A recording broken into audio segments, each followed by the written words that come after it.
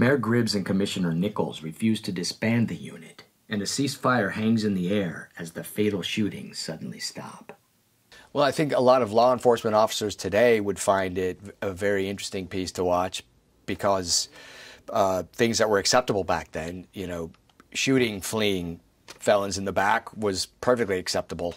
You know, today there's body cameras and all kinds of recording devices, and you know, I mean, chokeholds are illegal. Back then, they were commonplace.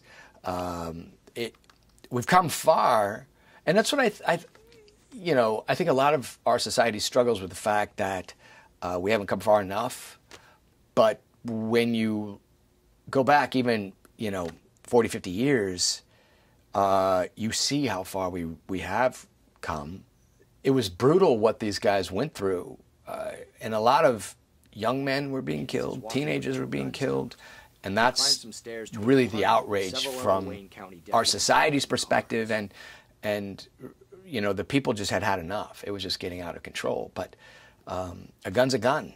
And if it's being pointed at you from a 15-year-old or a 30-year-old, what do you do? And I think this raises those questions for everybody. There's no way we could accept the measures that law enforcement was basically dealing at that time today. And a lot of people wanted it to end, and there were people that felt that it was taking guns off the street and crime off the street, and they felt safer with the stress unit out there. And that's really the debate that the documentary brings into play for everybody.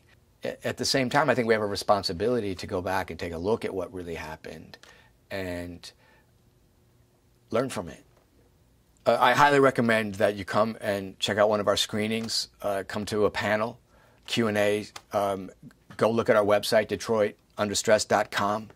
I think it's a powerful film. It's extremely relevant to what we're going through today. Please come visit DetroitUnderStress.com and voice your opinion and join the discussion.